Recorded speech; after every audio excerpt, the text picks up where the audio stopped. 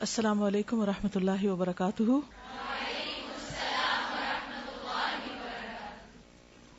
نحمده ونصلی علی رسولہ الکریم، اما بعد فاعوذ باللہ من الشیطان الرجیم، بسم اللہ الرحمن الرحیم، رب اشرح لی صدری ویسر لی امری واحلل عقدۃ من لسانی یفقہوا قولی۔ چلیے بسم اللہ الرحمن الرحیم، کتاب کھولیے۔ آج ہم حیات صحابیات شروع کریں گے۔ سیرت رسول صلی اللہ علیہ وسلم پڑھانے کے بعد صحابیات کے حالات خاص طور پر پڑھانے کا ارادہ اس لیے کیا گیا کہ خواتین کے لیے قریب کی رہنمائی خواتین کی زندگی میں ہوتی ہے۔ بحیثیت ایک مسلمان خاتون کے ہمیں کیا کرنا چاہیے اور کیا نہیں کرنا چاہیے، اور ہمارے کس رول میں ہمارے لیے کیا اجر ہے، اور صحابیات میں سے وہ صحابیات جن کو جنت کی بشارت دی گئی اور جن کے درجات بلند ہوئے اور جنہوں نے دین میں بڑی خدمات انجام دی، ان کا طرز عمل کیا تھا، اس میں ہم سب کے لیے رہنمائی ہے۔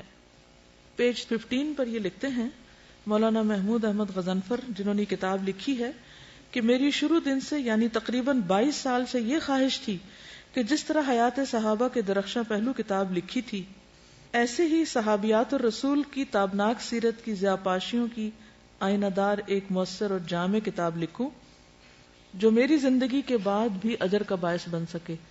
الحمدللہ، اللہ کریم نے مجھے اس کی توفیق بخشی، یہ کام بھی میری زندگی میں مکمل ہوا اور اب یہ کتاب آپ کے ہاتھوں میں پہنچ گئی۔ یہ میری زندگی کی ایک دیرینہ خواہش تھی جسے اللہ ذوالجلال نے پورا کر دیا۔ آپ بھی اس موقع پر کوئی خواہش کر لیجئے، اور وہ صرف خواہش ہی نہ ہو بلکہ اس کے اوپر آپ کچھ کرنے والے بھی ہوں، تاکہ ہم سب کے لیے بھی کوئی چیز آئندہ محفوظ ہو جائے اور صدقہ جاریہ کا باعث بن جائے۔ بسم اللہ الرحمن الرحیم۔ سیدہ اسماء بنت ابی بکر الصدیق رضی اللہ تعالی عنہا، پیج 17۔ خاندانی پس منظر: نام اسماء، والد کا نام سیدنا ابو بکر الصدیق رضی اللہ عنہ، جو ہجرت کے وقت رسول اللہ صلی اللہ علیہ وسلم کے رفیق سفر اور غار ثور کے دوسرے مکین تھے، یعنی اس میں موجود تھے۔ والدہ کا نام قتیلہ بنت عبد العزیٰ تھا اور خاوند میدان جہاد کے نامور شاہ سوار اور اسلام قبول کرنے میں سبقت کا اعزاز حاصل کرنے والے جلیل القدر صحابی سیدنا زبیر بن عوام تھے۔ ان کو بھی جنت کی بشارت دی گئی تھی نا۔ والد کی جانب سے ان کی ہمشیرہ ام المومنین سیدہ عائشہ صدیقہ تھی، یعنی والد کی جانب سے یہ بہن تھی۔ ان دونوں کی والدائیں فرق تھیں۔ ان کے بیٹے کا نام عبداللہ بن زبیر تھا۔ ہجرت کے بعد مہاجرین کے ہاں پیدا ہونے والا یہ سب سے پہلا بچہ تھا۔ ان کے والد نے ان کی والدہ قتیلہ کو زمانے جاہلیت میں طلاق دے دی تھی، یعنی ابو بکر صدیق کی یہ وائف تھی۔ جب سیدنا ابو بکر نے اسلام قبول کر لیا تو اپنی رفیقہ حیات ام رومان اور ان کے بطن سے پیدا ہونے والی اولاد کو اسلام کی دعوت دی، تو انہوں نے اور ان کی بیٹی سیدہ عائشہ نے برضا اور رغبت اسلام قبول کر لیا۔ یہاں تھوڑی سی تصحیح کیجیے، اصل میں ہوتا یہ ہے کہ مختلف جو تاریخ کی کتابیں ہوتی ہیں ان میں جو بات جیسے آتی ہے پھر آگے اسی طرح نقل ہو جاتی۔ اب دیکھیے کہ حضرت عائشہ کے بارے میں آپ نے پڑھا تھا نا کہ انہوں نے بیسیکلی اسلام میں آنکھ کھولی تھی، انہوں نے قبول نہیں کیا تھا۔ تو یہ تصحیح کرنی ہوگی آپ کو، ایسی چیزیں آپ کو خود بھی نوٹ کرنی چاہیے، ٹھیک ہے؟ یعنی جب بھی کسی کتاب کو پڑھیں تو صرف ایز از نہ پڑھ لیں، بلکہ کیا کریں، تھوڑا کریٹیکلی بھی دیکھیں کہ یہ بات یہاں یہ کہی جا رہی، پیچھے ایسے کہی گئی تھی، تو اس میں یہ کنٹرڈکشن کیوں آ گئی، ٹھیک ہے؟ البتہ ان کے بیٹے عبد الرحمن نے اسلام قبول کرنے سے انکار کر دیا۔ اسماء اور ان کے بھائی عبداللہ نے اسلام قبول کرنے کی سعادت حاصل کر لی۔ تو 3 طرح کی اولاد ہوئی، ایک جس نے اسلام قبول کیا، کون ہے وہ؟ اسماء اور عبداللہ۔ دوسرے جنہوں نے انکار کیا، تیسرے جنہوں نے بائی برتھ یعنی اسلام ہی کی حالت میں آنکھ کھولی۔ اور یہ بخاری کی حدیث سے ثابت ہے جس میں آتا ہے کہ عائشہ رضی اللہ تعالی عنہا نے آنکھ کھولی تو اپنے گھر میں دین اسلام ہی دیکھا، کیونکہ 6 سال کی عمر میں نبی صلی اللہ علیہ وسلم سے نکاح بھی ہو گیا تھا، تو اس اعتبار سے پھر بعد میں عبد الرحمن بھی دار اسلام میں داخل ہو گئے۔ ہجرت کے وقت کا کارنامہ: ام المومنین سیدہ عائشہ رضی اللہ عنہا کا بیان ہے کہ کم ہی کوئی دن ہوگا جس دن نبی کریم صلی اللہ علیہ وسلم سیدنا ابو بکر کے گھر صبح یا شام کے وقت تشریف نہ لائے ہوں۔ جب آپ کو مدینہ منورہ کی طرف روانگی کا حکم دیا گیا تو آپ ہمارے پاس دوپہر کے وقت تشریف لائے۔ سیدنا ابو بکر صدیق کو اطلاع دی گئی تو انہوں نے کہا نبی کریم صلی اللہ علیہ وسلم اس وقت کسی اہم معاملے کے پیش نظر ہی ہمارے ہاں تشریف لائے ہیں. جب آپ گھر میں داخل ہوئے تو ابو بکر سے فرمایا جو بھی آپ کے پاس ہے اسے باہر بھیج دیجیے. تو انہوں نے عرض کیا اللہ کے رسول صلی اللہ علیہ وسلم یہ میری 2 بیٹیاں عائشہ اور اسماء ہیں. آپ نے فرمایا کیا آپ کو یہ معلوم ہو گیا ہے کہ مجھے روانگی کا حکم دے دیا گیا ہے؟ ابو بکر نے عرض کیا اے اللہ کے رسول زہے قسمت مجھے بھی آپ کے ساتھ چلنے کی اجازت ہے؟ آپ نے فرمایا ہاں آپ بھی میرے ساتھ چلیں گے. انہوں نے عرض کیا اے اللہ کے رسول صلی اللہ علیہ وسلم میرے پاس 2 اونٹنیاں ہیں جنہیں میں نے سفر کے لیے تیار کیا ہے, ان میں سے ایک آپ قبول فرمائیں. آپ نے فرمایا ٹھیک ہے, میں نے تجھ سے ایک اونٹنی قیمت کے عوض لے لی. حضرت عائشہ فرماتی ہیں کہ اللہ کی قسم میں نے آج سے پہلے کبھی کسی کو خوشی سے روتے نہیں دیکھا, لیکن آج میں نے دیکھا کہ سیدنا ابو بکر انتہائی خوشی کی وجہ سے رو رہے ہیں. جب مکہ معظمہ کے گلی کوچوں پر اندھیرا چھا گیا تو رسول اللہ صلی اللہ علیہ وسلم نے سیدنا علی بن ابی طالب کو حکم دیا کہ وہ آپ کے بستر پر سو جائیں. یاد رکھیے کہ یہ سونے والی روایت بھی ضعیف ہے, ٹھیک ہے, معلوم ہے نا, آپ نے شاید پہلے بھی آپ کو بتایا گیا تھا. اور آپ نے اپنے پاس موجودہ امانتیں ان کے سپرد کر دیں تاکہ وہ ان کے حقداروں کی طرف لوٹا دیں. پھر آپ سیدنا ابو بکر صدیق کی رفاقت میں سور پہاڑ کی طرف روانہ ہو گئے. یہ بات درست ہے کہ آپ وہاں روانہ ہوئے اور وہاں ایک غار میں داخل ہو گئے. عبداللہ بن ابی بکر قریش کی کارروائیوں کے بارے میں روزانہ تازہ ترین معلومات رسول اللہ صلی اللہ علیہ وسلم کو دیا کرتے تھے, اور سیدہ اسماء کھانا اور پانی لے کر غار سور میں آتی, یہاں تک کہ دونوں ہستیاں مدینہ کی طرف روانہ ہو گئیں. سیدہ اسماء رسول اللہ صلی اللہ علیہ وسلم کی روانگی کی داستان کچھ یوں بیان کرتی ہیں کہ جب رسول اللہ صلی اللہ علیہ وسلم نے مدینہ کی طرف ہجرت کرنے کا ارادہ کیا تو میں نے رسول اللہ صلی اللہ علیہ وسلم اور ابو بکر صدیق کے لیے کھانا تیار کیا. ہمیں کھانے کے تھیلے اور پانی کے مشکیزے کا منہ باندھنے کے لیے کوئی رسی نہ ملی. میں نے سیدنا ابو بکر صدیق سے کہا اللہ کی قسم میرے کمر بند کے علاوہ میرے پاس کوئی چیز نہیں جس سے تھیلے اور مشکیزے کا منہ باندھ سکوں. انہوں نے فرمایا ازار بند پھاڑ کر 2 حصے کر لو, ایک کے ساتھ مشکیزے اور دوسرے کے ساتھ کھانے کے تھیلے کا منہ باندھ دو. تو میں نے ایسے ہی کیا. اس بنا پر میرا نام ذات النطاقین یعنی 2 ازار بندوں والی رکھ دیا گیا. فرماتی ہے کہ اس موقع پر رسول اللہ صلی اللہ علیہ وسلم نے میرے حق میں یہ دعا کی ابدلک اللہ بنطاقک ھذا نطاقین فی الجنہ. بخاری کی روایت ہے تیرے اس کمر بند کے بدلے اللہ سبحانہ وتعالی تجھے جنت میں 2 کمر بند عطا فرمائے گا یا عطا فرمائے. ٹھیک ہے, اس واقعے کو آپ نے پہلے بھی پڑھا ہے, لیکن اس میں نئی بات کون سی ہے؟ دعا. ہمارے سیکھنے کی بات یہاں یہ ہے کہ جب کوئی شخص آپ کے ساتھ احسان کرے یا پھر براہ راست آپ کے ساتھ نہ بھی کرے, دین کا کوئی کام کرے, تو اس کے لیے بھی آپ شکر گزار ہوں اور آپ اس کے لیے دعا کریں بحیثیت ایک استاد کے یا لیڈر کے یا گروپ انچارج کے یا کچھ بھی, یعنی کسی بھی ایسی جگہ پر آپ ہیں جہاں آپ کے ساتھ اور لوگ ایون آپ کے شاگرد, ان کا بھی شکریہ ادا کرنے میں یا ان کے لیے بھی دعا کرنے میں آپ بخیل نہ ہو, کیونکہ انہوں نے آپ کو موقع دیا پڑھانے کا, نیکی کمانے کا. مثلا والدین ہمیشہ ایک ایسے پوزیشن پہ ہوتے ہیں کہ وہ احسان کے درجے پہ ہوتے ہیں کہ انہوں نے احسان کیا اولاد کے ساتھ, لیکن اولاد بھی تو ذریعہ بنی ہے نا نیکی کمانے کا. تو اس پر کس کو شکر گزار ہونا چاہیے؟ والدین کو. تو ہمیں اپنے ہر رول میں اور جہاں سے بھی ہمیں کوئی خیر پہنچے, کوئی نعمت ملے, وہاں پر شکر گزاری کرنی چاہیے. اللہ کی شکر گزاری اور بندوں کی شکر گزاری. عام طور پر ہمارے تعلقات میں خرابیاں کیوں آتی ہیں؟ کیونکہ ہم ایک دوسرے کے شکر گزار نہیں ہوتے, اس کے لیے دعا نہیں کرتے. یعنی اگر زبان سے آپ شکریہ نہ بھی کہہ سکیں تو آپ کیا کریں؟ دعا دیں, دعا دیں دوسرے کو.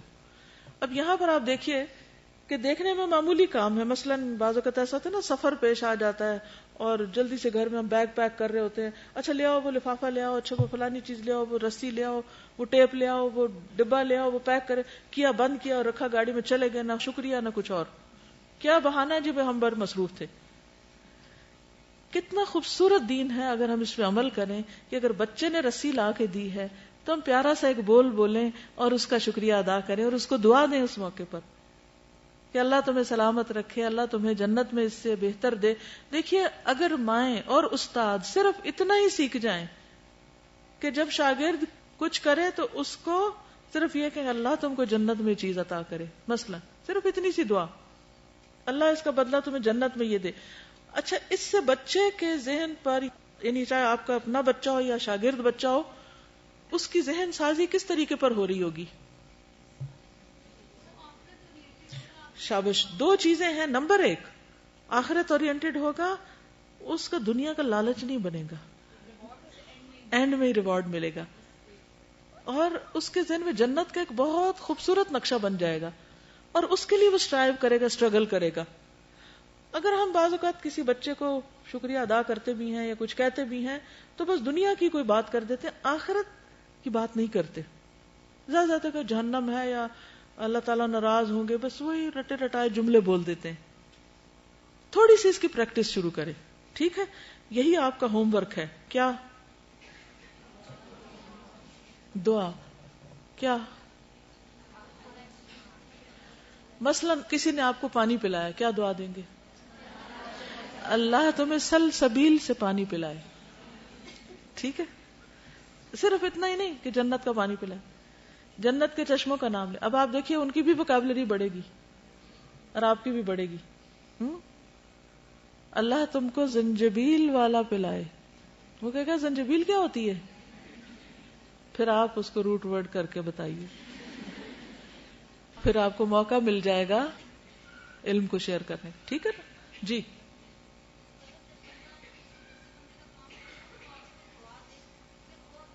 جی ہاں، جب کوئی شخص تھک کے کام کر کے لاتا ہے اور آپ اس کو دعا دیتے ہیں تو اس کے دل میں کیا ہوتا ہے؟ اور انرجی آ جاتی ہے، اس کی تھکاوٹ بھول جاتی، وہ پہلے سے بھی زیادہ اچھا کام کرے گا. تو ان اے وے اٹس اے ٹریننگ. ہاں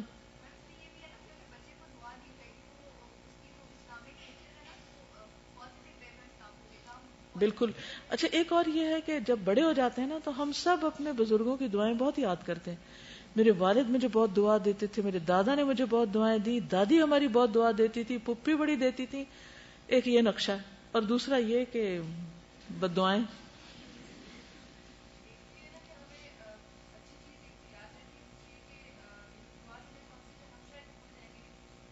وہ یاد رکھے گا. ایگزیکٹلی.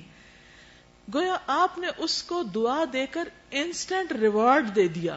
اس کے لیے یہی ریوارڈ کافی ہے کہ اس کو اچھے لفظ مل گئے، باقی ریوارڈ اس نے اللہ کے ذمہ ڈال دیا.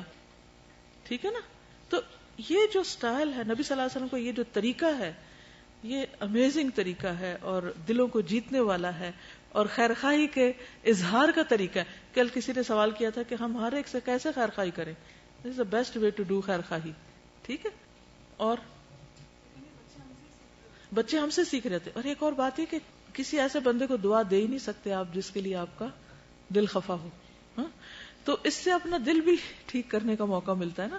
وہ نفرتیں اور گرجز اور یہ چیزیں بھی کم ہوتی ہیں.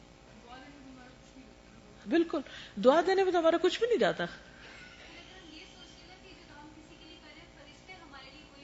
جی ہاں، جب ہم کسی کو دعا دیتے تو فرشتے ہمیں دعا دے رہے ہوتے، تو ان اے وے ہمیں اس کا بھی ہم کو فائدہ ہوتا ہے، دعا بولنے کا بھی. شکر گزاری کا احساس.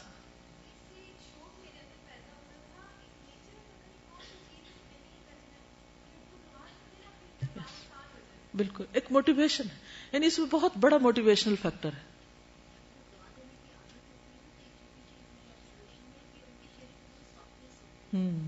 یس، جن کو دعائیں دینے کی عادت ہوتی ہے ان کے اندر ایک قدرتی طور پر سافٹنس ہوتی ہے، کیونکہ وہ کیئرنگ ہوتے ہیں نا، دوسروں کا فکر کر رہے ہوتے ہیں.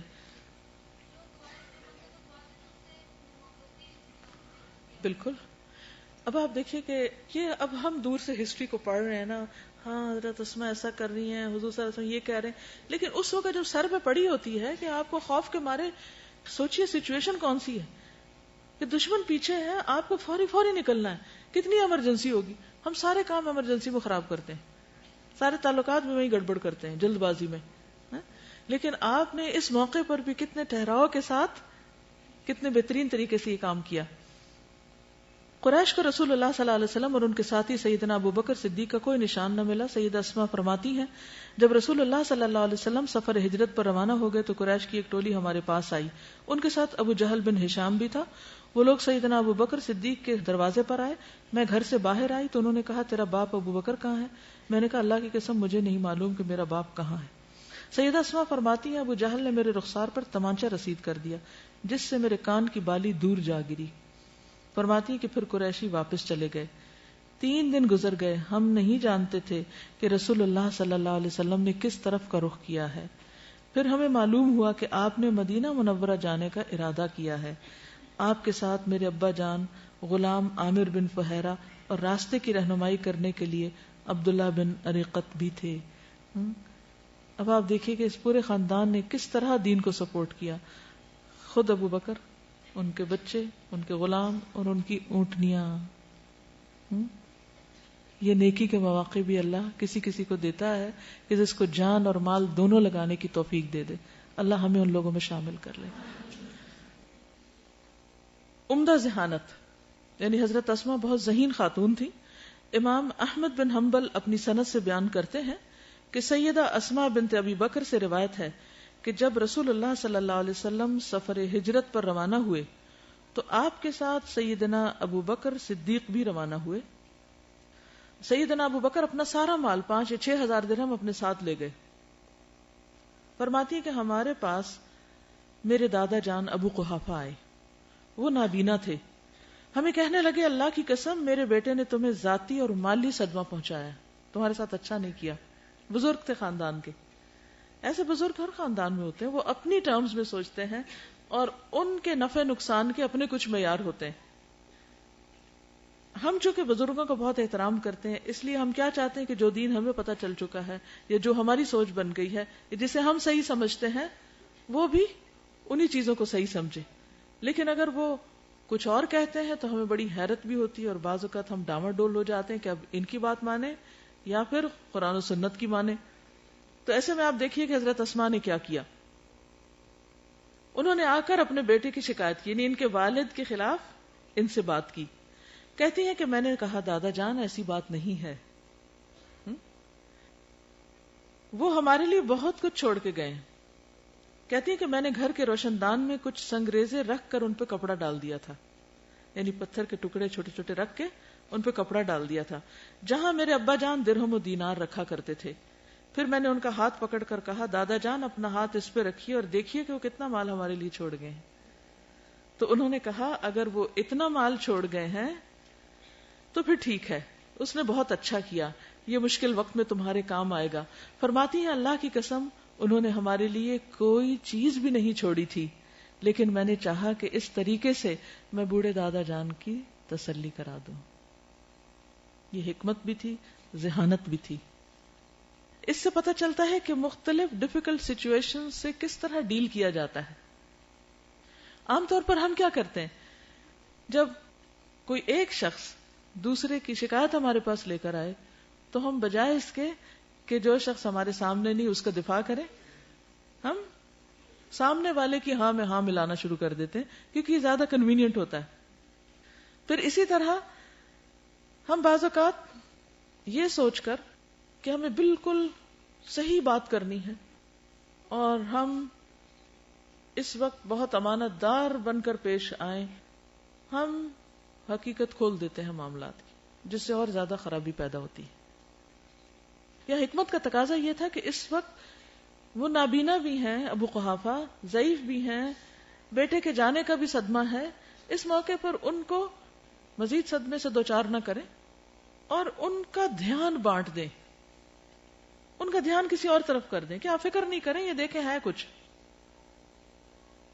ابھی آپ دیکھیں کہ یہ کوئی جھوٹ نہیں تھا، یہ کس کو آپ توریہ کہہ سکتے ہیں یا پھر آپ یہ کہہ سکتے ہیں کہ ان کی دلجوئی کے لیے، ان کی تسلی کے لیے ان کو کہ یہ ہمارے پاس چھوڑ گئے، اور وہ پتھر تو چھوڑے ہوئے تھے نا، چاہے ان کی کوئی بھی ویلیو نہیں تھی، کہ ہمارے پاس بہت کچھ ہے، آپ دیکھیں رکھا ہے یہیں پر۔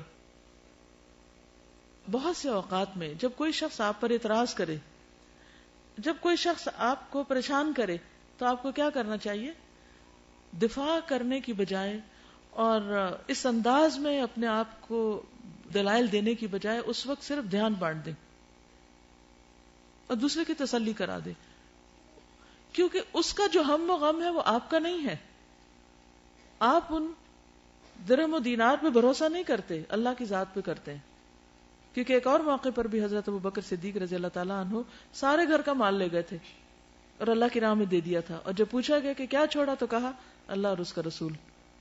کہ اگر ان پر ایمان ہے، ان سے محبت ہے، تو اللہ تعالیٰ ساری مشکلات آسان کر دے گا.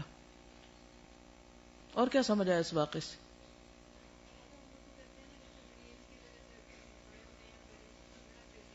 جی، بڑی ایج کے جو لوگ ہوتے ہیں بعض اوقات ان میں اور ہم میں بہت ایک ذہنی فاصلہ ہوتا ہے، پھر ہم ان کی بات سمجھتے نہیں تو بعض اوقات ڈانٹ کے بات کر دیتے ہیں، بعض اوقات ان کو چپ کرا دیتے ہیں، بعض اوقات ان کو اگنور ہی کر دیتے ہیں، سنتے ہی نہیں وہ کیا کہہ رہے ہیں. تو یہ سارے رویے بھی مسلمان خاتون کو زیب نہیں دیتے، اور عقل مندی یہی ہے کہ انسان ایسے مواقع پر صحیح طریقہ اختیار کرے. مال کی بات ہوئی تو حضرت اسماء جو تھیں ان کو صدقہ کرنے کا بہت شوق ہوتا تھا. ان کے شوہر کا نام کیا تھا؟ زبیر بن عوام. اسماء بنت ابی بکر سے روایت ہے کہ وہ نبی صلی اللہ علیہ وسلم کے پاس حاضر ہوئی، عرض کیا اے اللہ کے نبی، میرے پاس کوئی چیز نہیں سوائے اس کے جو زبیر مجھے دیں، یعنی میں خود کچھ نہیں کماتی، کچھ ہے ہی نہیں، میں کیا صدقہ کروں؟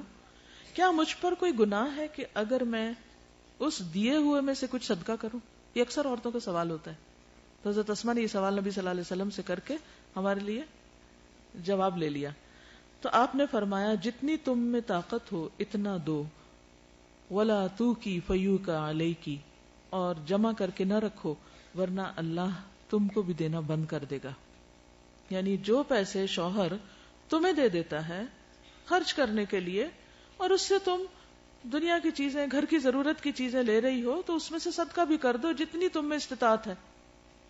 یعنی باقی ضروریات کے ساتھ یہ بھی تو ایک ضرورت ہے نا. سمجھ رہے ہیں اس بات کو؟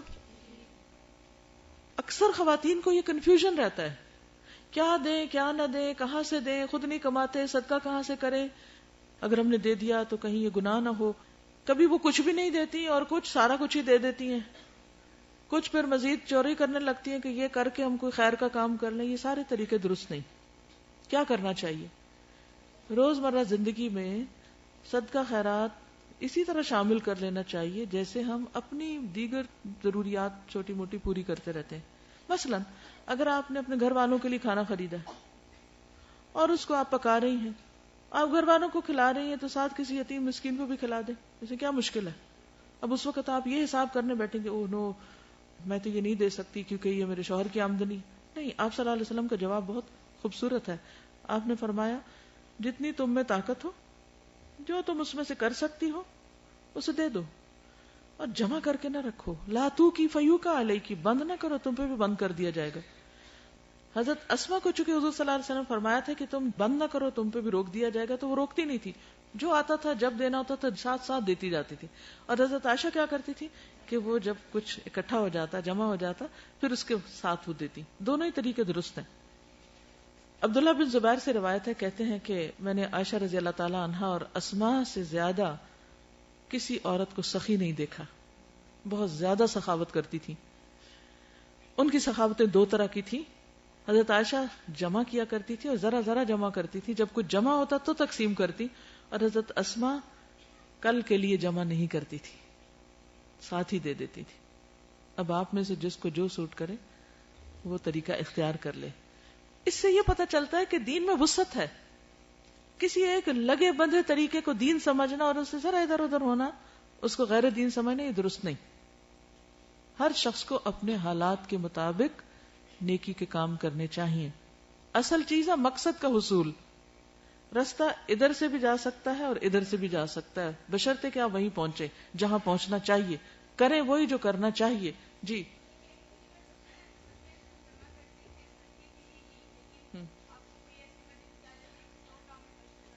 وہ بھی صدقہ ہی ہوتا ہے، کیونکہ ایمرجنسیز میں کسی کی ضرورت پوری کرنا. مثلا آپ نے ایک نیت سے اپنے حج کے لیے پیسے جمع کر رہے تھے، اتنے میں والد بیمار ہو گئے اور ان کے علاج کے لیے پیسے ہی نہیں ہیں، تب آپ کیا کریں گے؟ انسانی جان قیمتی ہے.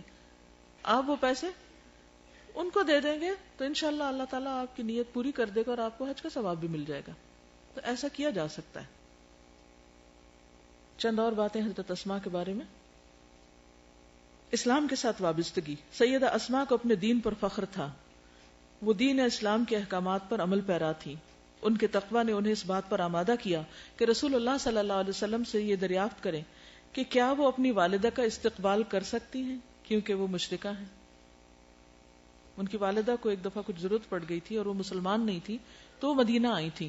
اب جب انہیں پتا چلا تو یہ پریشان ہوئی کہ وہ تو مسلمان نہیں ہے, کیا میں ان کی مدد کروں؟ بعض سچویشن ایسی پیش آ جاتی ہیں مختلف لوگوں کو. تو امام مسلم نے یہ روایت اپنی کتاب صحیح مسلم میں روایت کی ہے. سید اسما فرماتی ہیں کہ میں نے عرض کیا, اے اللہ کے رسول صلی اللہ علیہ وسلم, میری والدہ میرے پاس بڑی چاہت لے کر آئی ہیں, کیا میں ان سے صلہ رحمی کر سکتی ہوں؟ آپ نے فرمایا ہاں, سلی امکی. ایک دوسری روایت میں کچھ اس طرح ہے, ابو قریب محمد بن العلا سے روایت ہے, وہ کہتے ہیں کہ ہمیں ابو اسامہ نے ہشام سے اور اس نے اپنے باپ کے حوالے سے حدیث بیان کی. اس نے حضرت اسما رضی اللہ تعالی عنہا سے, وہ فرماتی ہے کہ میرے پاس میری والدہ اس دور میں آئی جبکہ رسول اللہ صلی اللہ علیہ وسلم نے قریش کے ساتھ معاہدہ کر رکھا تھا. کون سا؟ حدیبیہ. میری والدہ مشرکہ تھی. میں نے آپ سے فتویٰ طلب کیا کہ میری والدہ میرے پاس مجھ سے ملنے کی چاہت لے کر آئی ہیں, کیا میں اس سے مل سکتی ہوں؟ آپ نے فرمایا ہاں, اپنی والدہ سے ملو. تو اس سے کیا پتہ چلتا ہے کہ والدین اگر دین پر نہیں, ایون اگر وہ نان مسلمز ہیں, یا والدین نہیں کوئی اور بھی رشتہ دار, تو ان سے میل ملاقات رکھی جا سکتی ہے, ان کے ساتھ احسان کا سلوک کیا جانا چاہیے. سید اسما نے اپنی والدہ کو اپنے گھر میں داخل ہونے سے روک رکھا تھا. جب رسول اللہ صلی اللہ علیہ وسلم کا فرمان سنا تو انہوں نے والدہ کو گھر میں داخل ہونے کی اجازت دی. اس سے بھی آپ اندازہ لگائیں کہ ایمانی غیرت بھی کتنی تھی.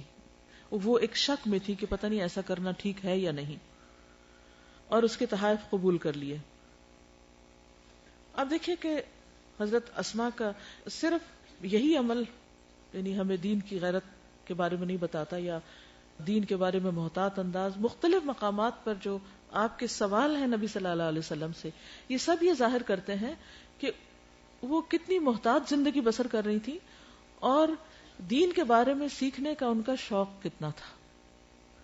یہاں سے سوال کرنے کا انداز بھی پتہ چلتا ہے.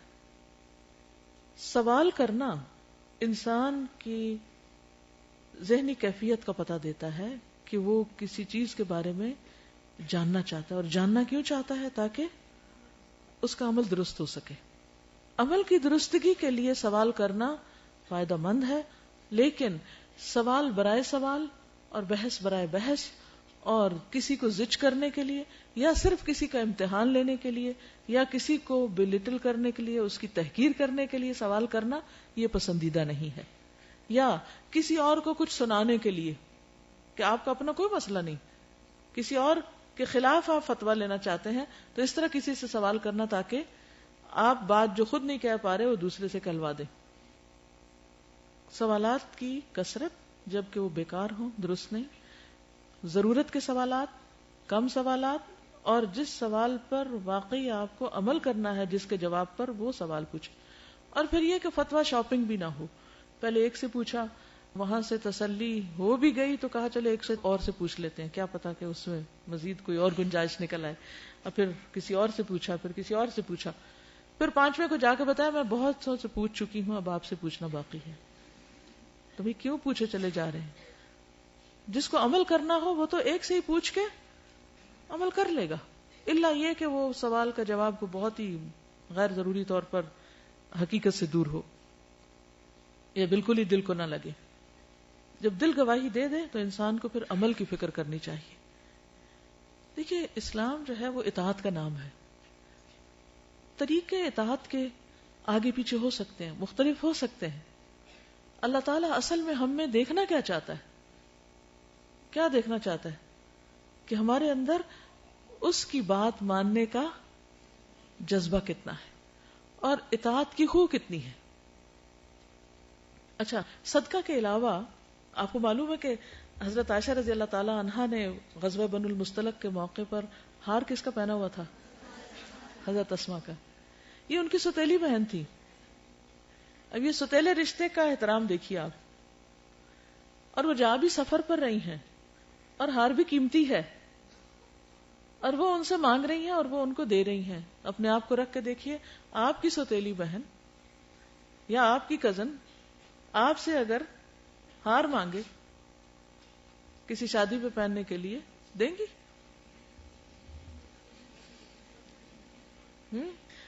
فیصلہ آپ کا ہے جیسے بھی. لیکن یہاں میں صرف بتانا یہ چاہتی ہوں کہ دونوں بہنوں کے درمیان کیسے تعلقات تھے. اگر کسی کو یہ پتا نہ ہو کہ یہ دو بہنیں مختلف ماؤں سے تھیں تو کوئی اندازہ نہیں کر سکتا کہ یہ سوتیلی بھی تھی. یعنی بہت سی حقیقی بہنوں سے زیادہ بہترین تعلقات تھے ان کے باہم. یہی اصل دین ہے کہ ہمارے اپنے خاندان میں، ہمارے اپنے بہن بھائیوں کے ساتھ، اپنے رشتہ داروں کے ساتھ، اپنے بزرگوں کے ساتھ، اپنے چھوٹوں کے ساتھ ہمارے معاملات کیسے ہیں. اگر ہمارے دین نے ان تعلقات کو خوبصورت نہیں بنایا تو اس کا مطلب ہم نے دین کی روح کو نہیں پایا. اس سے یہ پتہ چلتا ہے کہ صدقہ کرنے کے علاوہ عاریتاً بھی چیزیں دے دیا کرتی تھی.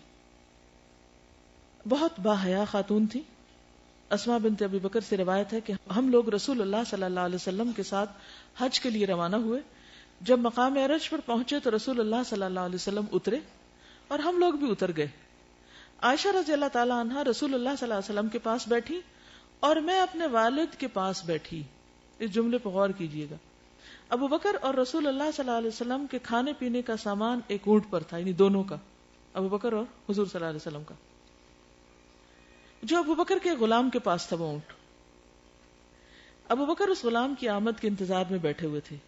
جب وہ شخص آیا تو اونٹ ساتھ نہ آیا، اس نے اونٹ گما دیا. ابو بکر نے پوچھا اونٹ کا ہے؟ غلام نے کہا کل رات وہ کہیں گم ہو گیا تھا. ابو بکر بولے ایک ہی تو اونٹ تھا اور تم نے وہ بھی گم کر دیا. یہ کہہ کر ابو بکر نے غلام کو مارنا شروع کر دیا. یہ دیکھ کر رسول اللہ صلی اللہ علیہ وسلم مسکراتے رہے اور کہتے رہے ذرا دیکھو اس محرم کو، یعنی احرام کی حالت میں یہ کیا کر رہا ہے. ابن ابی رزمہ نے کہا کہ رسول اللہ صلی اللہ علیہ وسلم نے صرف یہ فرمایا ذرا دیکھو اس محرم کو کیا کر رہا ہے اور مسکراتے رہے، اس سے زائد کچھ نہیں کہا. اس سے بھی بہت کچھ سیکھنے کو ملتا ہے. پہلی بات کہ جب سفر میں اترے آپ تو حضرت اسماء حضرت عائشہ کے ساتھ حضور صلی اللہ علیہ وسلم کے ساتھ نہیں بیٹھ گئی، بلکہ کیا کیا، والد کی طرف آ گئی، وہاں بیٹھ گئی اور حضرت عائشہ کو حضور صلی اللہ علیہ وسلم کے پاس چھوڑ دیا. یوں محسوس ہوتا کہ قریب قریب ہی تھے کہیں، لیکن بیٹھنے میں اس سے ان کے حیا کا پتہ چلتا ہے. بعض اوقات بہت قریبی رشتے ہوتے ہیں اور ہم ان میں احتیاط نہیں کرتے. بعض اوقات بھائی اور بھابھی ہو سکتے ہیں، میاں بیوی ہیں، ان دونوں کا اکٹھے بیٹھنے کو دل چاہ رہا ہے، کوئی آپس میں بات کرنے کو جی چاہ رہا ہے، کہیں ٹرپ پر ہے، سفر پر ہے، تو ہم ان کے ان جذبات کا احساس نہیں رکھتے. وہ جہاں بیٹھیں گے ہم بیچ میں جا کے بیٹھ جائیں گے. اور بعض لوگ تو انٹینشنلی جان بوجھ کر دوسروں کو ستانے کے لیے ایسے کام کرتے ہیں کہ ان کو خوش نہیں ہونے دینا، ان کو اکٹھے نہیں بیٹھنے دینا. یہ سوچ بڑی گھٹیا سوچ ہے کہ کسی کی خوشی دیکھی نہ جائے انسان سے، یا کسی کا سکون برباد کر کے وہ خود خوش ہو. ایسا نہیں کرنا چاہیے. ہر ایک کی ایک پرائیویسی ہے.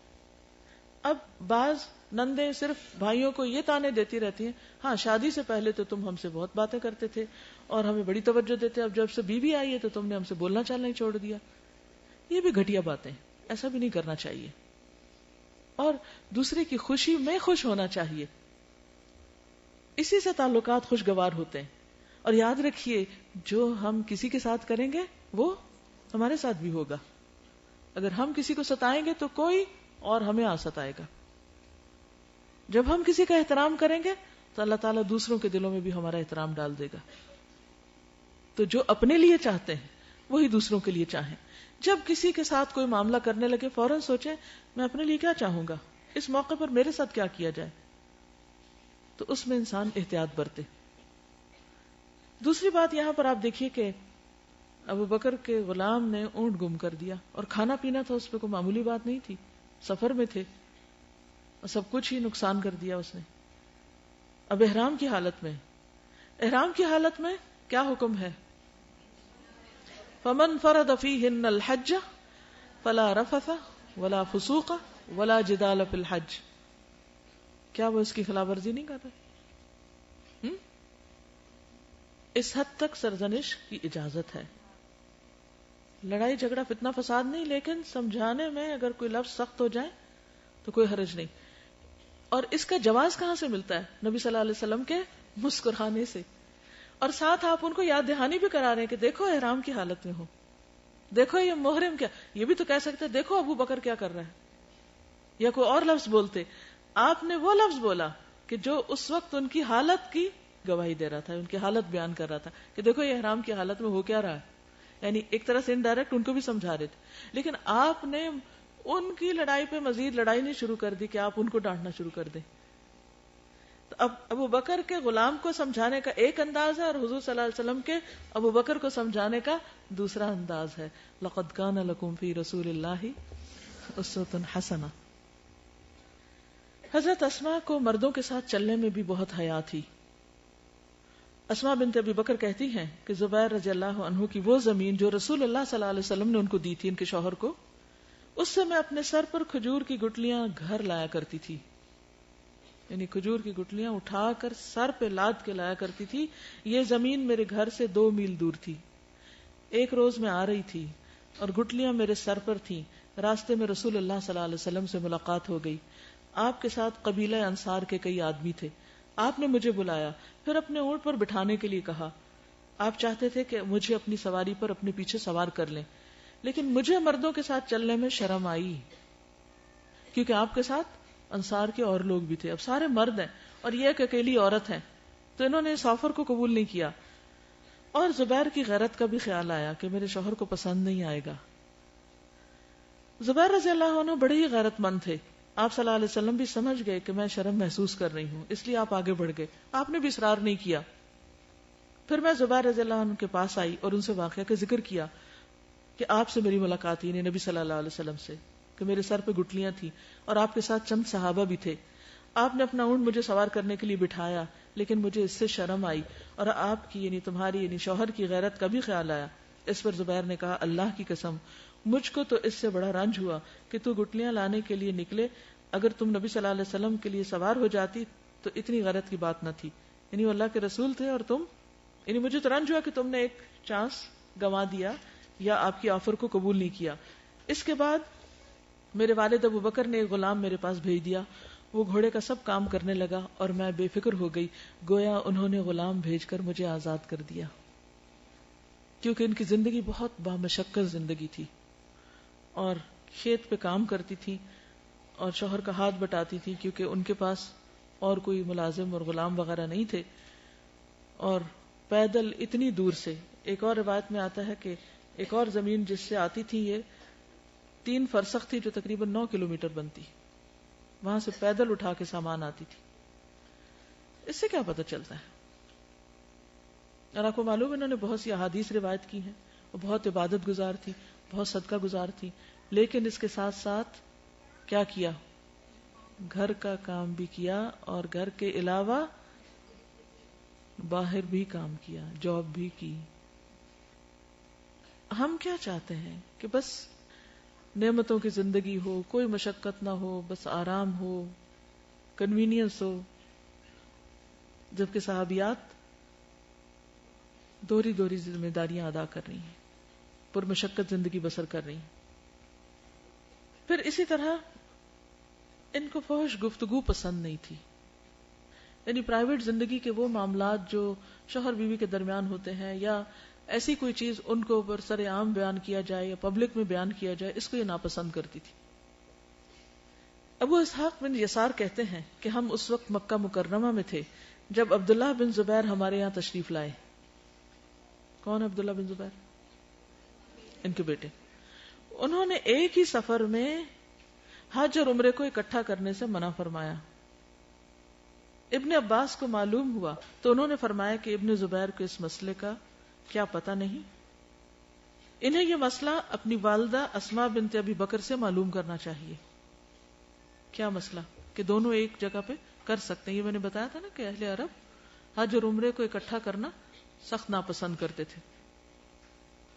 تو جن صحابہ کو نہیں پتا تھا ان کا شاید یہ اوپینین تھا. اگر حضرت زبیر ان کے پاس حلال ہونے کی صورت میں نہیں آتے تھے تو اور کیا ہوتا تھا؟ اب یہ خاص شوہر بیوی کے تعلق کو یہاں انہوں نے ایک جملے میں بول دیا. کنہوں نے؟ ابن عباس نے. یعنی زبیر حلال ہوتے تھے عمرہ کر کے تو تعلق قائم کرتے تھے اپنی بیوی سے. حضرت اسماء کو جب یہ بات پتہ چلی تو کہا اللہ ابن عباس کی بخشش فرمائے، اللہ کی قسم انہوں نے فحش بات کی، گو کہ بات سچی ہے کہ لوگ حلال ہو گئے تھے اور ہم عورتیں بھی، اور مرد اپنی بیویوں کے پاس آئے تھے، لیکن انہیں یہ بات نہیں کرنی چاہیے تھی۔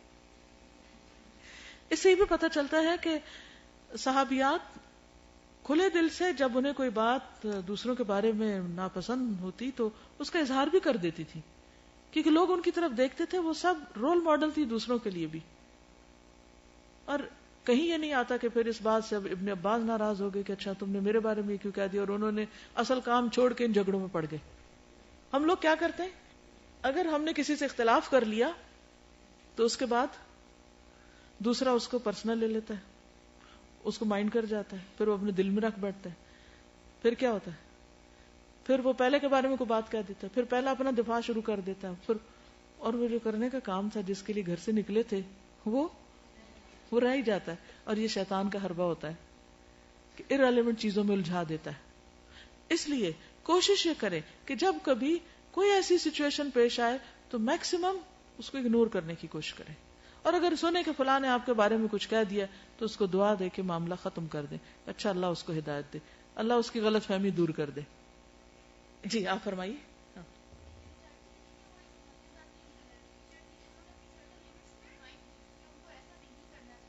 بالکل ڈیفائن کرنا چاہیے۔ اور دیکھیے حضرت ابن عباس کا بڑا مرتبہ اور مقام ہے، نبی صلی اللہ علیہ وسلم نے ان کے لیے دعا کی، لیکن کبھی دانا انسان کے منہ سے بھی کوئی ایسی بات نکل جاتی ہے جو درست نہیں ہوتی، اور اس سے یہ پتہ چلتا ہے کہ ہم سب انسان ہیں، اور اگر کسی کے منہ سے ایسی بات نکل جائے تو دوسرے کو بتانے میں ڈرنا نہیں چاہیے، اور سننے والے کو مائنڈ نہیں کرنا چاہیے۔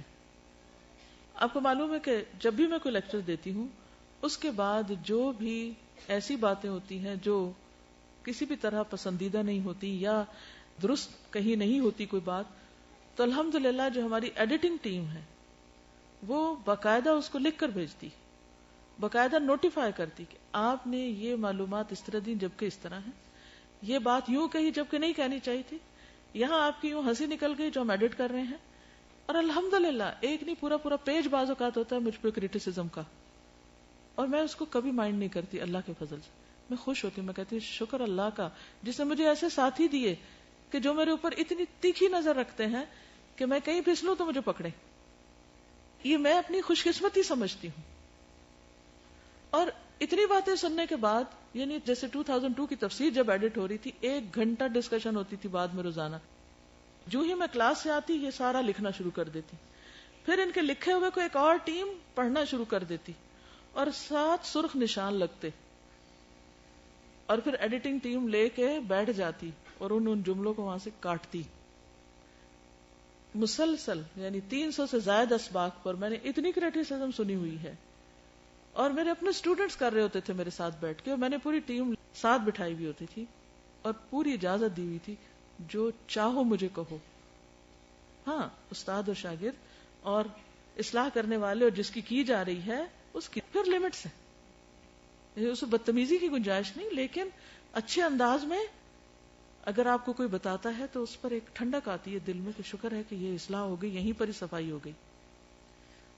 تو اس کا ہم سب کو حوصلہ پیدا کرنا ہے اپنے اندر، جب تک یہ حوصلہ نہیں ہوگا اور ان چیزوں کو لے کے ہم اتنا پرسنل اور اتنے غمگین ہو جائیں اور اتنا بوجھ ہم پہ پڑ جائے کہ ہم کسی کام کے قابل نہ رہیں، تو یہ ہمارے لیے بڑے نقصان دہ بات ہے۔ ہم سب کو اپنے اندر حوصلہ پیدا کرنا ہے کہ اگر ہمارے منہ سے کوئی ٹنگ سلپ ہو گئی، کوئی بات ایسی ہو گئی اور دوسرا ہمیں بتا رہے ہیں تو ہم اس کو خوش دلی سے سن لیں اور اپنی اصلاح کر لیں، ٹھیک ہے۔ حضرت اسماء کے حیا کے بارے میں ہی ایک اور چیز، کیونکہ ہم خواتین ہیں نا تو اس لیے خصوصی طور پر ان کا یہ پہلو میں نمایاں کر رہی ہوں، کیونکہ اس طرح کے چھوٹے چھوٹے واقعات ہماری زندگی پیش آتے ہیں اور ہمیں وہاں سمجھ نہیں آتی کہ ہم نے کیا کیا اور ہمیں کیا کرنا چاہیے تھا۔ ہشام بن عروہ سے مروی ہے کہ منذر بن زبیر عراق سے آئے تو انہوں نے اسماء بنت ابی بکر کی طرف کچھ کپڑے بھیجے۔ ایسا ہوتا ہے نا کہ مثلا کوئی رشتہ دار، کوئی جان پہچان والا کہیں سے کوئی آتا، کوئی تحفہ بھیج دیتا ہے آپ کو، جو خوبصورت، نرم، باریک اور عمدہ تھے۔ اس موقع پر اسماء رضی اللہ تعالی عنہا کی نظر کمزور ہو چکی تھی، تو انہوں نے ان کپڑوں کو اپنے ہاتھ سے ٹٹولا اور کہا افسوس، یہ کپڑے اس کو واپس کر دو۔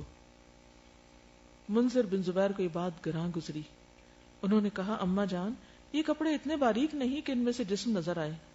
انہوں نے کہا اگرچہ یہ اتنے باریک نہیں لیکن یہ جسم کے ساتھ چپک کر خد و خال تو عیاں کر دیتے ہیں. یعنی وہ بہت تھن کپڑا ہوگا نا.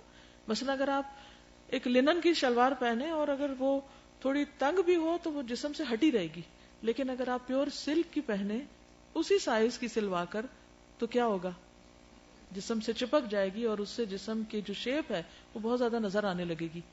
تو انہوں نے صرف یہ نہیں کہ سی تھرو ہے, انہوں نے یہ بھی دیکھا کہ تو چپکے گی اور چپک کے میں ننگی نظر آؤں گی تو مجھے یہ نہیں پہننے. عام طور پر ہم جس نے ہمیں تحفہ دیا ہو یہ بات بتانے سے ڈرتے ہیں یا نہیں. کیا کرے گا وہ, مائنڈ کر جائے گا. بھائی اس کو پتا کیسے چلے گا کہ ٹھیک نہیں. اب یہاں چونکہ ہم لکھی ہوئی باتیں پڑھ رہے ہیں, روایات لکھی ہوئی ہم تک پہنچی ہیں, ہم نہیں جانتے ٹون کیا تھی, کیونکہ بہت سے لفظ ان کی جب اچھے طریقے سے ادائیگی ہوتی ہے تو وہ کیا ہو جاتے ہیں, ہلکے ہو جاتے ہیں. آپ کسی کو مشکل سے مشکل بات کہہ سکتے ہیں, صرف یہ کہ آپ اپنا انداز اچھا رکھیں, لیکن لوگوں کو حق بات کہنے سے ڈرے مت, ورنہ حق چھپ جائے گا.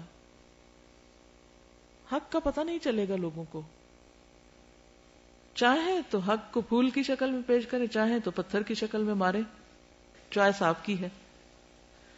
ابو سعید سے مروی ہے, نبی صلی اللہ علیہ وسلم نے فرمایا لوگوں کی ہیبت تم میں سے کسی کو حق بات کہنے سے نہ روکے. چاہے اس کا تو بڑا روب ہے اور مجھے اس سے ڈر لگتا ہے, جبکہ وہ خود اسے دیکھ لے یا مشاہدہ کر لے یا سن لے. یعنی بات وہ کرے جیسے انہوں نے ہاتھ لگا کے سارا کچھ پہلے معلوم کیا, کسی سے نہیں پوچھا اچھا تم بتاؤ کیسے کپڑے, سنی سنائی پہ آگے نہیں بات کی, بلکہ اس کا مشاہدہ کیا, اس کا جائزہ لیا. ابو سعید کہتے ہیں کاش میں نے یہ حدیث نہ سنی ہوتی. ابو سعید یہ حدیث سن کر رو پڑے اور کہا اللہ کی قسم ہم نے کئی غلط چیزیں دیکھی لیکن اظہار کرنے سے ڈر گئے. ہم نہیں بتا سکے دوسرے کو, ہم اس حکم پہ عمل نہ کر سکے. سمجھ آ گئی ہے کیا سمجھ آئی؟ علم وہی ہے جو عمل میں لایا جائے. اب آپ دیکھیے کہ جب کوئی چیز آپ کو پتہ چلتی ہے نا, جیسے انسان چلنا سیکھتا ہے تو گرتا ہے پھر اٹھتا ہے پھر گرتا ہے, تو ایک تو بتانے کا انداز اچھا ہو, دوسرا یہ ہے کہ اس وقت اپنے دل کا جائزہ لیا جائے کہ میں اس وقت یہ بات کیوں نہیں بتا رہا, کہ ابھی نہیں کسی اور وقت میں بتاؤں گا جو اس سے بہتر ہے, یا پھر مجھے اس شخص کا ڈر ہے تو اس لیے میں نہیں بتا رہا. تو اس وقت اللہ سے دعا کرنی چاہیے کہ اللہ یہ ڈر دور کر دے, سینہ کھول دے اور زبان سے حق بات بیان کرنے کی توفیق دے, اور مجھے ایسا اچھا انداز دے کہ میں دوسرے کو بتاؤں اور اس کو قبول بھی کر لے. یعنی یہ سب وہ مردوں کے سامنے کہہ رہی ہیں یہ بات, یعنی ایک جھجک ہوتی ہے نا, عام طور پہ ہم عورتوں کو تو پھر بھی کچھ کہہ دیتے ہیں, کسی مرد کو کہنے سے اور ڈر لگتا ہے تو چپ کر جاتے ہیں. جی اصل بات یہ کہ ہمیں کہنا نہیں آتا, ہم پتھر مارتے ہیں جس کی وجہ سے پھر وہ بات بگڑ جاتی. السلام علیکم. میں ڈاکٹر ہوں اور یونیورسٹی میں پڑھاتی ہوں. تو مجھے اس طرح لیکچر ملا اسلامک پرسپیکٹو آف ابارشنس. اب کافی سیریس قسم کا ٹاپک تھا. تو میرے جو پرنسپل تھے جنرل صاحب ہیں, انہوں نے مجھے بلایا. انہوں نے مجھے کہا کہ آپ نے اس پہ کیا لیکچر تیار کیا ہے. تو میں نے بتایا کہ سر اس طرح سے کہ ابارشن تو کسی صورت میں بھی جائز نہیں ہے. تو انہوں نے مجھے کہا نہیں, میں یہ سمجھتا ہوں کہ پہلے 4 مہینے 10 دن اگر بچہ اب نارمل ہے تو آپ اس پہ لیکچر کریں کہ وہ جائز ہے, کیونکہ اس پہ فتاوا ہیں کہ ابارشن کیا جا سکتا ہے. الحمدللہ میں نے ان سے ایک بات کی, میں نے کہا سر مجھے یہ بتائیے کہ جب کوئی سیل ڈیوائڈ ہوتا ہے کیا وہ نان لیونگ ہوتا ہے یا living? He has no answer. وہ مجھے کہنے لگے یو آر ویری ڈیفیکلٹ, لیکن انہوں نے میری بات کو قبول کیا. 4th ایئر کا لیکچر تھا, لڑکے لڑکیاں دونوں تھے, اور میں ڈیلیور کری تھی. تو اسی ڈپارٹمنٹ کے HOD آئے جو مجھے بالکل پسند نہیں کرتے. جب وہ آئے اور الحمدللہ میں لیکچر ڈیلیور کر رہی تھی, اور اس میں انہوں نے مجھے کہا آپ ڈاکٹر صاحبہ مجھے پلیز ایک بات بتائیں گی. خود بھی اندر آ گئے, حالانکہ عام طور پہ جس کا لیکچر ہوتا ہے وہ تو لیکچر دیتا ہے, دوسرے ٹیچرز نہیں آتے. لیکن وہ خود بھی اندر آ گئے اور انہوں نے کہا ڈاکٹر صاحبہ میں آپ سے ایک بات پوچھنا چاہوں گا کہ جن لوگوں کا ریپ ہوتا ہے ان کے ابارشنز ہونے چاہیے کہ نہیں ہونے چاہیے؟ تو الحمدللہ ثم الحمدللہ میں نے وہی زنا والی حدیث کہ ایک عورت آئی وہ پریگننٹ تھی اور پھر اس کے بعد میں نے کہا میں اپنی کوئی بات نہیں کروں گی, میں آپ کو اپنے رسول صلی اللہ علیہ وآلہ وسلم کی بات بتاؤں گی, اور میں نے بہت اچھے طریقے سے الحمدللہ ان کو کنوے کیا, اللہ نے کروایا. آپ یقین مانیے کہ وہ الحمدللہ پرسوں انہوں نے مجھے بلایا. یعنی وہ ہمیشہ یہ کہتے تھے یہ ملوانیاں جو ہوتی ہیں نا ڈاکٹرنیاں, پتہ نہیں یہ کیا کرتی ہیں, مجھے تو ان کی سمجھ نہیں آتی, ان کے ضرور کوئی مشنز ہیں اور ہر وقت جو ہے یہ دوسروں کو قرآن پڑھانا ان کو ضرور کہیں سے کوئی فائدہ ہوتا ہے. میں نے کہا واقعی جہاں سے ہمیں فائدہ ہوتا ہے آپ سوچ بھی نہیں سکتے. اور یقین مانے میں لٹرلی ایک جگہ پہ بیٹھی تھی اور انہوں نے اس طرح کی باتیں کی, یہ داڑھیوں والے, یہ مولوی, ان کے پتہ نہیں کیا پروجیکٹس ہوتے ہیں جو پتہ نہیں قرآن لے کے پھرتے رہتے. اور پرسوں ترسوں انہوں نے مجھے بلایا اور انہوں نے مجھے کہا کہ مجھے آپ سے ہدایت چاہیے. الحمدللہ. آپ یقین مانیے ہی از اے HOD, he is a professor.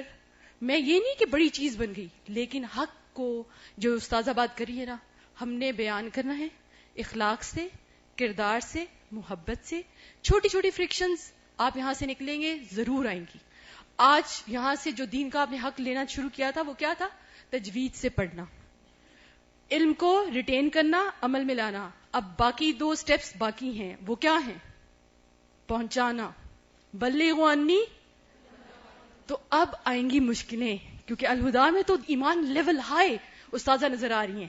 Every body is teacher, ہر کوئی سکھا رہا ہے, اور استاذوں کو دیکھ دیکھ کے دل کرتا ہے کہ آئے ہم نیکیاں کر لیں, بھاگیں بھاگیں بھاگیں. لیکن جب باہر جائیں گے یہ ملوانیاں, یہ نینجا ٹرٹلز, یہ کیا کرتی پھرتی ہیں. لیکن یہ یاد رکھیے اخلاق اور کردار, استقامت, ڈونٹ ریئیکٹ, پیار اور محبت. جہاں بھی جائیں دل میں خیر خواہی, کیونکہ ایمان کا لیول ایک ہے کہ میں جنت میں جاؤں, ٹھیک ہے, دوسرا اس سے بڑھ جاتا ہے فیملی بھی جنت میں جائے, اور تیسرا ہے وہ خیر خواہی, ہر کوئی جنت میں جائے. جب اس گریڈ پہ پہنچیں گے یقین مانیے کچھ بھی برا نہیں لگے گا. اور وہ وقت آتا ہے کہ لوگ آپ کو سامنے بلاتے ہیں, کنفیس کرتے ہیں, حالانکہ آپ نے کبھی کوئی بات ہی نہیں کی ہوتی, نو کمیونیکیشن, لیکن پھر آپ سے کہتے ہیں کہ ہمیں ہدایت کی طرف. اب انہوں نے مجھے کہا گرامر میں میری ہیلپ کرے, کیونکہ میں الذی اور الذین جاننا چاہتا ہوں. الحمدللہ. تو یہاں سے جاتے وقت یہ بات یاد رکھیں کہ آپ کو مشکلیں آئیں گی, لیکن مشکلیں آتی کیوں ہیں؟ ٹریننگ کے لیے, غم دینے کے لیے نہیں. یو ٹرن, جہاں مشکل آئی ہے پرابلم کیا ہے میرے ساتھ, باہر کوئی پرابلم نہیں ہے. اور جو ہی میکسیمم پازیٹیو ہو جائیں گے پریشانی فنشڈ. سمجھ آ گئی بات؟ پریشانی فنشڈ. بلائنڈنس آنکھیں بن گئی. بس یہاں سے یہ ارادے کر کے جائیں. الحمدللہ اتنے لوگ جا رہے ہیں اور اس سے ڈبل آنے چاہیے انشاءاللہ. السلام علیکم ورحمۃ اللہ. وعلیکم السلام ورحمۃ اللہ. جزاکم اللہ خیرا. یہ ہماری ایک اور بہن ہے, ایک گورنمنٹ آفیشل ہیں. انہوں نے کس طرح حق پہنچایا, کس طرح بات پہنچائی دوسروں تک. یہ حج ڈیوٹی پر تھیں. وہ کہتی ہیں کہ حج از اے پلگرمیج اسپرچل اپلفٹ, اردو میں کر دیتی اس کو. تو ون ایکسپیکٹس کہ تقوی کا لیول جو ہوتا ہے وہ حاجیوں کا بہت ہائر ہوتا ہے. اور اس پریزمپشن پر میں نے سیلف اپوائنٹڈ ٹاسک کو خود پہ اپنے آپ کو لازم کر کے یہ سوچا کہ حاجیوں کو میں دورہ قرآن کی CD ری ڈسٹریبیوٹ کروں گی. تو کہتے ہیں کہ میں نے یہ پلان کیا, اور بنگلور انٹرنیشنل ایئرپورٹ پر جو مدینہ سے ڈائریکٹ فلائٹس آ رہی تھی ان سب حاجیوں کو میں CD دینے کے لیے اپنے ساتھ لے گئی. کہتے ہیں کہ میرے لیے تو بہت سمپل سا ٹاسک تھا, اور میں نے سوچا کہ اس میں کیا مشکل ہے, میں اپنے پیسوں سے CDs دے رہی ہوں اور میں ہر ایک کو دوں گی اور لوگ خوشی سے لیں گے. لیکن کہتی ہے کہ جب میں نے وہ دینا شروع کی تو کچھ لوگوں نے تو لے لی, کچھ نے انکار کر دیا کہ ہم نہیں لیتے, کچھ نے میری طرف سسپیشسلی دیکھا کہ یہ کون ہے, یہ کیا کر رہی ہے. کہتی کہ اس وقت مجھے تھوڑا سا اپنے اندر ایک فیل ہوا کہ میں نے شاید کچھ ٹھیک نہیں کیا, کیونکہ ہوتا ہے نا کہ جب دوسرا انکار کر دے کچھ لینے سے, یا آپ کو وہ رسپانس نہ ملے جو آپ ایکسپیکٹ کر کے جانے, کیونکہ یونیفارم میں تھی, ڈیوٹی پر تھی, کسٹمز آفیسر تھی, تو ڈیوٹی پر تھی, تو ان کو یہ تھا کہ میں ڈیوٹی پر بھی ہوں, یونیفارم میں بھی ہوں, اور جب میں کسی کو کچھ دوں گی تو اس نے کیا انکار کرنا. لیکن اس کے باوجود جب لوگوں نے سب نے ایکسپٹ نہیں کیا تو مجھے تھوڑی سی وہ ہوئی. پھر اس کے بعد وہ کہتے کہ ایک اور آفیسر آیا, CISF آفیسر ان یونیفارم, تو میں نے اس کو CD آفر کر دی. تو اس نے بہت اچھی طرح شکریہ ادا کر کے لی، تو میرا ایک حوصلہ ہو گیا. کہتی نیکسٹ ڈے پھر میں نے سوچا کہ اچھا پھر میں کرتی ہوں. کہتی کہ پھر میں نے اس کے لیے لوگوں کو تھوڑا سا ایکسپلین کیا کہ یہ کیا ہے اور میں کیوں دے رہی ہوں، اور اس کے بعد میں نے دینا شروع کیا، اور الحمدللہ لارج نمبر آف پیپل نے اس کو خوشی سے لیا. اور پھر ان کی 15 دن کی ڈیوٹی تھی حج ٹرمینل پہ، اور اس میں انہوں نے بے شمار لوگوں کو پیغام پہنچایا اور ان کے ساتھ ایک ریپو بھی بلڈ کیا. اور اینڈ پہ یہ لکھتی ہیں کہ اصل میں مینٹل بلاکیج ہمارے اپنے اندر ہوتا ہے. جب ہم تھوڑی سی بھی مخالفت دیکھتے ہیں تو خود سے خود فیصلہ کر لیتے ہیں کہ لوگ نہیں مانیں گے، لہٰذا ہم اپنا کام چھوڑ کے بیٹھ جاتے ہیں. تو بات یہ ہے کہ ہمیشہ یہ سوچا کریں کہ اگر کچھ نہیں مانتے تو بہت سے ماننے والے بھی موجود ہیں، اور کیا میں ان کی وجہ سے ان تک خیر نہ پہنچاؤں جو ماننے والے نہیں ہیں. تو بہرحال حضرت اسماء رضی اللہ تعالی عنہا کی زندگی ہمارے لیے ایک بہترین نمونہ ہے. غم کی حالت میں بہت مطمئن رہتی تھی اور بہت صابر و شاکر ہوتی تھی. عام طور پہ عورتوں کے لیے غم برداشت کرنا ایک مشکل کام ہوتا ہے اور صبر کرنا بھی. ایک روایت میں آتا ہے، عطیہ کہتے ہیں کہ میں نے عبداللہ بن زبیر کو، جو ان کے بیٹے تھے، کھجور کے درخت کے ساتھ سولی لٹکے ہوئے دیکھا جب ان کو حجاج بن یوسف نے سولی پہ چڑھا دیا تھا. ایک عورت کو پالکی میں اٹھا کر لایا جا رہا تھا، حتیٰ کہ وہ اس کی طرف چلی گئی. لوگوں نے کہا یہ ان کی ماں ہے. ان کا چہرہ کھلا تھا اور وہ مسکرا رہی تھی. حجاج آیا اور اس نے اس کو یعنی عبداللہ بن زبیر کو ماں کی خاطر نیچے اتار دیا اور کہا، اے اسماء، میں اور یہ کھجور کے اس درخت کی طرف دوڑتے تھے اور یہ مجھ سے اس کی طرف سبقت لے گیا. بہرحال اس وقت حضرت اسماء کا جو انداز تھا، کہتے ہیں کہ ان کے ساتھ ایک باندی بھی تھی، ان کی بینائی ختم ہو چکی تھی. اور جب انہوں نے یہ ساری بات دیکھی اور سنی حجاج بن یوسف نے جو کچھ کہا، تو انہوں نے کہا کہ ہمیں رسول اللہ صلی اللہ علیہ وسلم پہلے سے ہی بتا چکے ہیں کہ بنو ثقیف میں سے 2 کذاب آدمیوں کا خروج ان قریب ہوگا، جن میں سے دوسرا پہلے کی نسبت زیادہ بڑا شر اور فتنہ ہوگا اور وہ مہلک ہوگا. تو بہرحال یعنی میں تو اس کو پہلے سے ایکسپیکٹ کر رہی تھی، اور انہوں نے انتہائی صبر کا مظاہرہ کیا. ان کی کچھ سپیچ کے اور الفاظ بھی آتے ہیں، وہ آگے جا کے دیکھیں گے انشاءاللہ. لیکن کہنے کی بات یہ کہ یہ اس وقت خود ان کی عمر تقریباً 100 سال تھی، اور کہتے ہیں کہ 100 سال کی عمر میں بھی نہ ان کی عقل میں کوئی فطور آیا اور نہ ان کے کوئی دانت گرے. یعنی ذہنی حالت بالکل درست تھی، بالکل آخر تک بھی. ان کی بینائی بس چلی گئی تھی لیکن خود چلتی تھی، یعنی ان کے جسم میں کسی قسم کی کمزوری نہیں آئی تھی، فزیکلی بھی فٹ تھی. اور اس کی شاید ایک وجہ یہ بھی ہوگی کہ ایک بہت بامشقت زندگی انہوں نے گزاری. روز کی جو واک تھی ان کی کھیتوں میں جانے اور آنے کی، اور جس طریقے سے یہ مختلف کام کرتی تھی. کہتی ہیں کہ جب مجھ سے زبیر نے شادی کی، نہ ان کے پاس مال تھا، نہ زمین، نہ لونڈی، نہ غلام، سوائے پانی کھینچنے والے اونٹ اور گھوڑے کے. زبیر کے گھوڑے کو میں چراتی تھی. آپ گھوڑے کے قریب جا سکتی، ہاتھ لگا سکتی ہیں اس کا. یہ گھوڑے کو چراتی تھی، پانی پلاتی تھی، ان کا ڈول سیتی تھی، آٹا پیستی تھی. البتہ روٹی پکانا مجھے نہیں آتا تھا. بہت سے مردوں والے کام کرتی تھی لیکن یہ کام نہیں آتا تھا. میری روٹی انصاری پڑوس نے پکاتی تھی، وہ بڑی نیک عورتیں تھیں، یعنی وہ مجھے ہیلپ کرتی تھی اس کام میں. پھر اسی طرح یہ ہے کہ جب انہوں نے مدینہ کی طرف ہجرت کی تھی، اس وقت یہ بالکل آخری دنوں سے تھی، اور قباء میں ان کا بیٹا پیدا ہوا تھا. یعنی کتنی مشقت میں. ہم تو ان دنوں میں نماز بھی اشاروں سے شروع کر دیتے ہیں، اکثر میں نے لڑکیوں کو دیکھا ہے، اور چلنا پھرنا بھی بند اور بالکل آرام اور ہائے ہائے ہو رہی ہوتی ہے. لیکن انہوں نے اس موقع پر ہجرت کی، اور یہ کہتی ہیں کہ میں عبداللہ بن زبیر سے مکہ میں ہی حاملہ ہو گئی تھی. حمل کے دن پورے ہونے کو تھے کہ مدینہ کے لیے روانہ ہوئی. قباء میں اتری، وہیں میرا بچہ پیدا ہوا. پھر میں اس کو لے کر رسول اللہ صلی اللہ علیہ وسلم کی خدمت میں آئی، اسے آپ کی گود میں ڈال دیا. آپ نے کھجور منگوائی، اس کو چبایا، اس کے منہ میں ڈال دیا. چنانچہ سب سے پہلے اس کے پیٹ میں آپ کا لعاب دہن داخل ہوا. پھر اس کے تالوں میں کھجور لگا دی اور اس کے حق میں دعا کی اور اس پر مبارکباد دی. یعنی حضور صلی اللہ علیہ وسلم نے دعا دی. یہ سب سے پہلا بچہ تھا جو اسلام میں پیدا ہوا. لوگ بہت زیادہ خوش تھے اس لیے کہ مسلمانوں کے متعلق کہا جاتا تھا کہ یہود نے ان پر جادو کر دیا ہے، اس لیے ان کے ہاں اب اولاد نہیں ہوگی۔ پر یہ صحیح بخاری کی روایت تھی۔ کتاب کی طرف آئیے، یہاں پر انہوں نے پہلے بچے کی ولادت کی بات کی ہوئی ہے، اور یہ بھی کہا جاتا ہے کہ حضرت عائشہ اٹھا کر اس بچے کو حضور صلی اللہ علیہ وسلم کی خدمت میں حاضر ہوئی، آپ نے اسے گھٹی دی اور ان کا نام بھی آپ نے رکھا عبداللہ۔ پھر اسی طرح صبر کرنے والی بیوی تھی، شوہر کے ساتھ مفلسی کی زندگی بسر کی تھی، گھریلو کام کاج اور اپنے خاوند کی گھوڑی کی دیکھ بھال نے انہیں تکلیف میں مبتلا کر رکھا تھا۔ مزید برآں ان کے خاوند کا مزاج بھی سخت تھا۔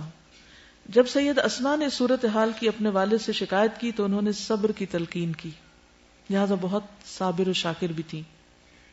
تھوڑے عرصے کے بعد ان کی حالت بہتر ہو گئی، مال و دولت کی فراوانی ہوئی، لیکن اس فراوانی نے ان کے طرز زندگی میں کوئی تبدیلی نہیں کی۔